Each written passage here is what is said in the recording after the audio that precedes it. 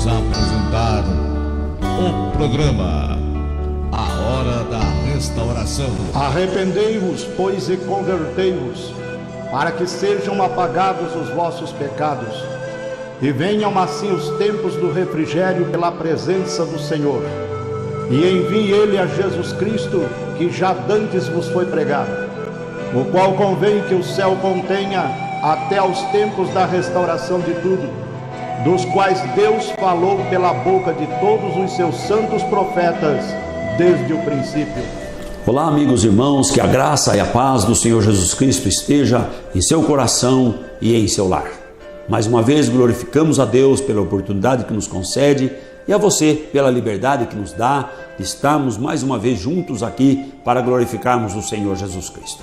Agradecemos a Deus por muitas maravilhas que tem feito, muitas bênçãos que nos tem concedido. Estamos em tempo de restauração e a Igreja do Senhor Jesus Cristo marcha a passos firmes e estreitos no caminho apertado, se preparando para o grande e glorioso dia que a trombeta vai soar.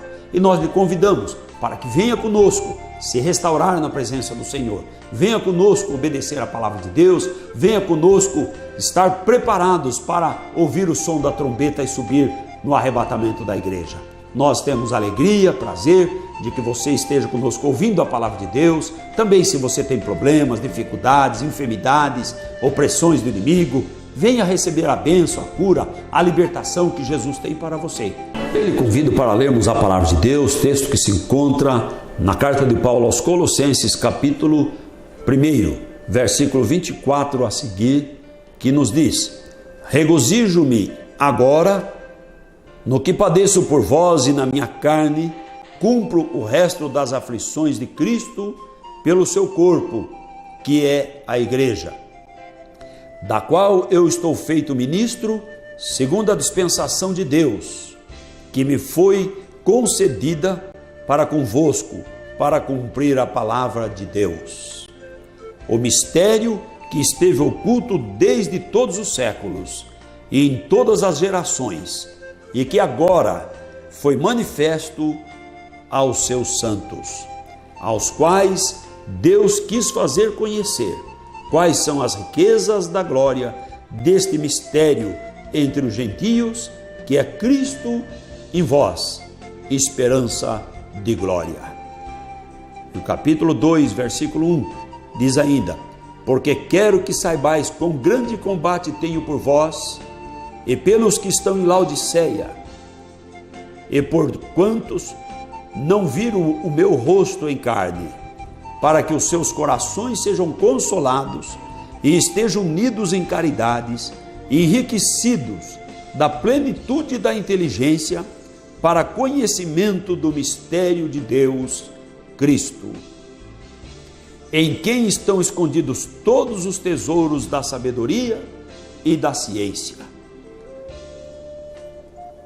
E digo isto para que ninguém vos engane com palavras persuasivas. E o versículo 8, tendo cuidado para que ninguém vos faça presa sua, por meios de filosofias e vãs sutilezas, segundo as tradições dos homens, segundo os rudimentos do mundo e não segundo Cristo, porque nele habita corporalmente toda a plenitude da divindade. Amém. Querido irmão e prezado amigo, lemos o trecho em que o apóstolo Paulo escreve e comenta a respeito de sua preocupação, porque ele foi colocado ministro de Deus na igreja. Talvez quando você ouve dizer igreja, logo você pensa num nome ou um sobrenome dado pelos homens, ou uma placa de uma denominação ou de uma religião. Mas o apóstolo foi colocado, diz aqui, estou feito ministro da igreja, o corpo de Cristo. O apóstolo não está tratando com uma religião humana, não está tratando com um grupo denominacional, Ele está tratando com a igreja, com aqueles que querem morar na glória de nosso Senhor Jesus Cristo. Está tratando com aqueles que são chamados pelo decreto divino, são tocados pela palavra de Deus, são movidos pelo sentimento da sua alma, pela avidez de justiça, de paz. E então busca o caminho da verdade para alcançar o consolo da sua alma, para ficar livre da aflição que perturba o ser humano nesses dias, para ficar livre da culpa, do pecado e para ter comunhão com Deus, acesso à glória celestial e o descanso na eternidade. Se você que me assiste é um desses que tem desejo da salvação, desejo de ao findar a jornada aqui, fechando os olhos para esta vida terrenal, ingressar na glória bendita de nosso Senhor e ter o descanso celestial eterno preparado por Ele, então é com você que a palavra de Deus fala nesta tarde, porque o apóstolo diz assim, que ele foi feito um ministro para cumprir a palavra, o mistério, para cumprir a palavra, que é o mistério. Quantas pessoas gostam de mistério? Parece que quando há um mistério, as pessoas ficam desejando conhecer. E há até quem criou um mistério de Deus dividido em 3 pessoas e diz que é um mistério que não tem solução. A palavra de Deus não é cheia de mistérios, não. A palavra de Deus é simples e revelada para os simples e honestos de coração e que se inclinam para o bem. Mas aqui a palavra de Deus fala de cumprir a palavra de Deus, o mistério. Então há sim um mistério, mas não é o mistério de um Deus dividido em 3 pessoas. Ele diz aqui o mistério que esteve oculto desde os tempos ou por todos os séculos. Desde que Deus criou o homem e o homem caiu e foi destituído da glória de Deus, Deus prometeu, fez promessa de um dia redimir o homem. Mas o mistério de Deus ficou oculto e Deus ficou desconhecido para o homem, e aos poucos Deus foi se mostrando através dos patriarcas, através de algumas manifestações especiais de Deus, alguns homens que foram especiais, através da lei, através dos profetas, através das promessas. Deus foi se mostrando e se mostrando cada dia mais para o ser humano. Mas o homem, a receber de Deus uma promessa, o escritor aos Hebreus diz assim, que os nossos irmãos do passado, aqueles arrolados no Antigo Testamento, viram de longe a promessa. Só ao longe, só pela fé. Todo o Velho Testamento vai trazendo a promessa do Messias, trazendo a promessa do Redentor, trazendo a promessa da salvação, trazendo a palavra de Deus, dizendo que Ele mesmo viria salvar o seu povo. Como usando o profeta Isaías, ele dizendo: eu sou o Senhor e fora de mim não há Salvador. E Deus estava como que oculto para o homem, porque o homem não podia conhecê-lo, não sabia o seu nome, não tinha uma imagem de Deus, porque Deus é Espírito e o homem não pode contemplar a Deus. Mas diz a palavra do Senhor, esse mistério glorioso, não mistério de trindade, de triunidade, de coisas semelhantes ou de dualidades divinas, mas o mistério da divindade, o mistério, o falta que o homem não tinha revelação e para ele era um mistério. Deus então vem e toma forma humana para revelar esse mistério glorioso, Deus feito homem. Esse é o grande mistério, o mistério mistério da piedade, o mistério da divindade agora, tomando a forma humana, mostrando a face de Deus. Louvado é o nome do Senhor. Aqueles que puderam contemplar, seja o Cristo a multiplicar os pães, seja o Cristo a mandar a tempestade se acalmar, a ponto daqueles que estavam no barco perguntar: quem é este? Quem é este que até o mar e os ventos lhe obedecem? Esse é o Deus eterno, o Criador dos céus e da terra, que agora se manifesta como homem. Quem é esse que chama Lázaro, que há 4 dias estava na sepultura, dizendo: Lázaro, vem para fora? Quem é esse que tem o poder sobre a morte? Este é Deus feito homem, louvado é o nome do Senhor. Deus tomando a forma humana. Quem é esse que multiplica os pães? Quem é esse que diz para muitos: filhos, teus pecados são perdoados?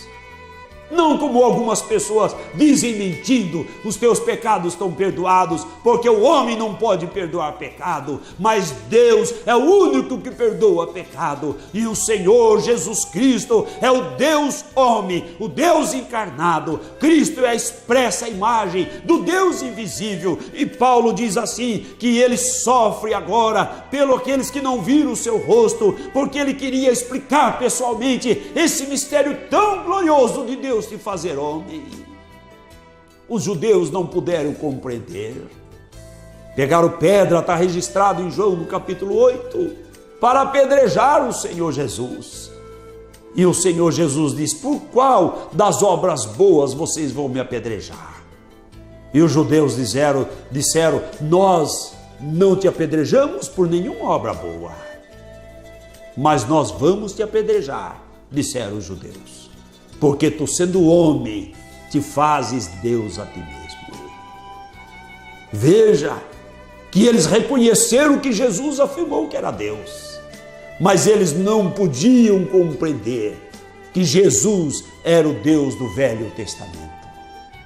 Eles não podiam compreender. Eles imaginavam que era um homem querendo ser Deus, e isto é impossível.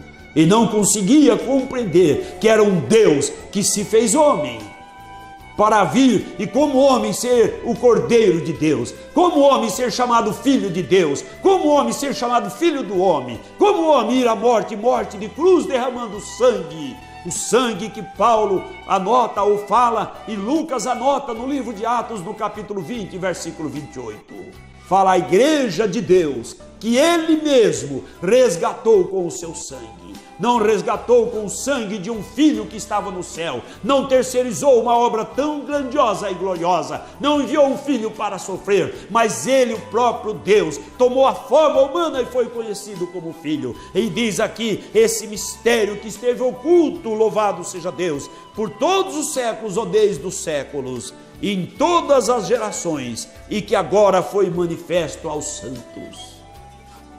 É um mistério que Deus está revelando para os santos nesses últimos dias. Deus revelando o seu nome, Deus revelando a sua pessoa, Deus revelando a sua face gloriosa e adorada, louvado seja Deus. E eles assim, nos quais Deus quis fazer conhecer quais são as riquezas da glória desse mistério. Deus quis fazer conhecido a sua face, o seu nome, para que o homem pudesse obter a salvação. Lucas também anota lá no Evangelho dizendo que a esperança dos gentios está no nome de Jesus. Paulo repete isso, e Pedro diz lá em Atos capítulo 4 que só há um nome dado pelo qual o homem pode obter a salvação, e esse nome não é José, não é João, não é Paulo, não é Francisco, não é nenhum outro homem qualquer o intermediador, mas é só um intermediador entre Deus e o homem, Jesus Cristo homem, Jesus Cristo na natureza humana. Esse é o único intermediador que pode lhe dar a salvação, que pode lhe perdoar os pecados, que pode escrever o seu nome no livro da vida, que pode te receber na glória celestial, se você recebê-lo como Deus verdadeiro. Porque se você não crê que Jesus é Deus, como você pode ser salvo? Se só Deus perdoa pecado. E se você crê que Jesus é Deus, mas não é o Deus do Antigo Testamento, é um outro Deus, então você é idólatra, porque idólatra é todo aquele que crê em 2 ou 3 ou 5 ou 10 ou 20 mil divindades que seja. Todo o que crê em pluralidade de divindade é idólatra. Leia 1 João 5, lá no versículo 20, ele diz assim: Jesus Cristo, este é o verdadeiro Deus e a vida eterna. E no 21, João anota: filhinhos, guardai-vos dos ídolos. Por quê? Que tem a ver Jesus, o verdadeiro Deus, e os ídolos? Porque dualidade ou triunidade, tudo resulta em idolatria. Só Deus é para ser adorado. E o profeta Isaías, no capítulo 9, no versículo 6, ele diz que o menino que nasceu, esse oculto nos séculos e agora manifesto, Deus se manifestando como homem, menino que nasceu, é o Pai da eternidade. Ele é o Pai da eternidade. Esse é o mistério do Pai da eternidade tomar a forma humana e ser conhecido como Filho, e ter então a natureza humana e a natureza divina. Como homem ter fome, sede e padecer, e como Deus perdoar pecados e ressuscitar os mortos.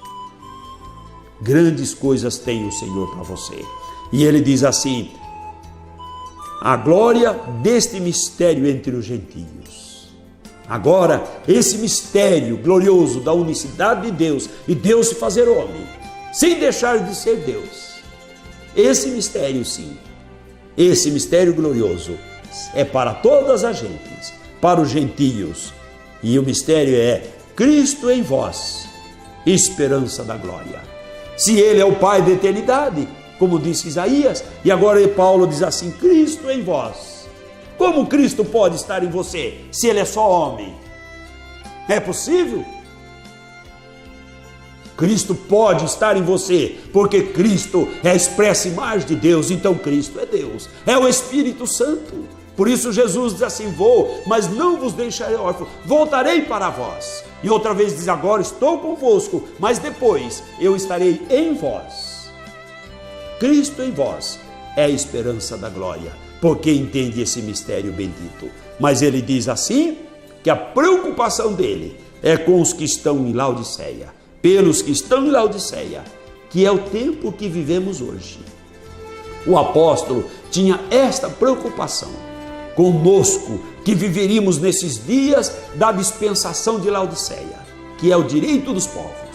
Todo mundo está cheio de direito e ninguém lembra da sua obrigação para com Deus, ou poucos se lembram dessa obrigação. E ele diz assim: porquanto não viram o meu rosto em carne, mas os seus corações sejam consolados, estejam unidos em caridades e enriquecidos na plenitude da inteligência, para o conhecimento do mistério de Deus, Cristo.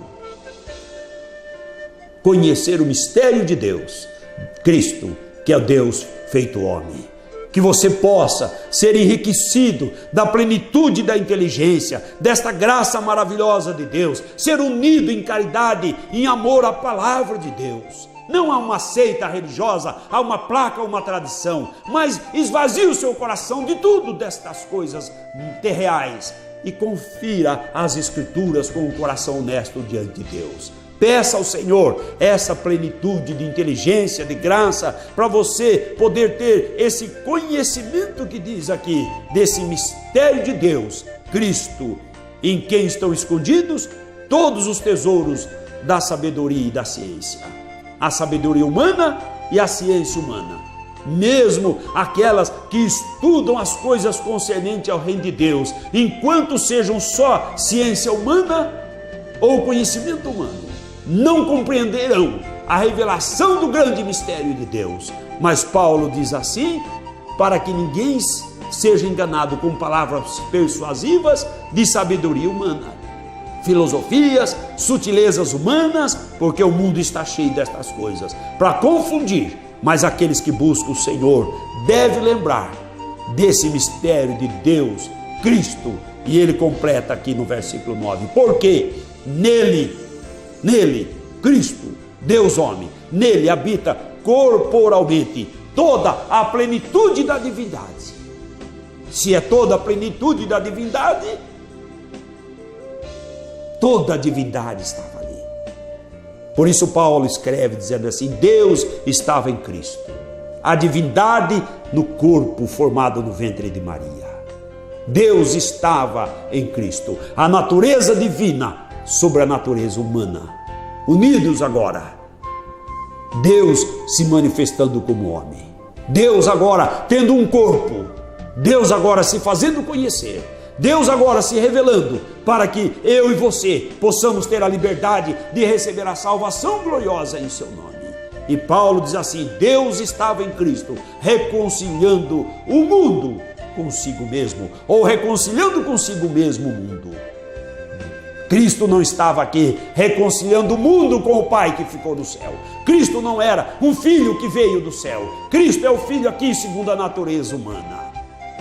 E Deus estava em Cristo reconciliando consigo mesmo o mundo. Por isso foi que o Senhor Jesus Cristo disse: eu sou o caminho, a verdade e a vida, e ninguém vem ao Pai senão por mim. E as pessoas ainda torcem as Escrituras. Que Deus tenha compaixão, misericórdia, que Deus dê graça, e que eu possa alcançar, através do anunciar da palavra de Deus, corações honestos, sinceros, que desejam habitar com o Senhor, porque a esses é que o Senhor chama para o conhecimento da plenitude desta revelação, deste mistério sublime e glorioso, de que há um único e verdadeiro Deus, que é uma pessoa e que tem um nome, o nome que é sobre todo nome, o nome que até aqueles que acham que tem 2 ou 3 estarão se curvando diante desse nome naquele dia. Mas eu quero que você se curve hoje diante do nome do Senhor Jesus Cristo. Se curve hoje diante da unidade da divindade gloriosa. Entenda hoje esse mistério de Deus Cristo. Compreenda hoje que nele habita corporalmente toda a plenitude da divindade. E que ele disse para os judeus e para cada um de nós em João, capítulo 8, versículo 24. Ele disse: não crerdes que eu sou, morrereis em vossos pecados. E os judeus sabiam muito bem o que significa o eu sou. Porque lá no passado, eles sabiam que Moisés perguntou ao Deus que manifestou-se para ele, diz: busca o meu povo no Egito. E ele disse: qual o teu nome? Para que eu diga para os hebreus lá no Egito. Ele diz assim: diga para eles, o eu sou me enviou a vós. E Jesus disse: eu sou. Então os judeus pegaram pedra para atirar nele. Você pode atirar pedra na mensagem do Evangelho do Senhor. Você pode se levantar contra a palavra de Deus, que é o mesmo que atirar pedra, ou fazer o mesmo que os judeus fizeram. Ou você pode crer, porque ele disse: não crerdes que eu sou, morrereis em vossos pecados. Aqueles que não creem que Jesus é Deus, não podem receber o perdão dos pecados, Jesus disse. Porque se ele não for Deus, como ele pode perdoar pecado? E se ele for Deus, ele só pode ser o Deus do Antigo Testamento, porque você sabe que existe um só Deus. Toda a palavra é repleta desse ensino. O mundo está cheio do conhecimento de que há um só Deus. Todos falam que existe um só Deus, mas na hora em que vai praticar, recusam receber o nome desse Deus bendito e glorioso. Mas que o nome do Senhor Jesus Cristo esteja sobre a sua vida e você compreenda esse mistério bendito e glorioso, que Deus criou os céus e a terra, sendo o Pai da eternidade, tomou a forma humana e foi chamado de Filho, e ressuscitou o terceiro dia, subiu para a sua glória e se manifestou nesse tempo, na plenitude dos tempos, para fazer conhecido esse mistério glorioso de um Deus que se manifesta com 3 grandes manifestações, sendo ele o Alfa e o Ômega, único e verdadeiro Deus. Que o Senhor Jesus Cristo abençoe a sua vida, que o Senhor abençoe o seu coração.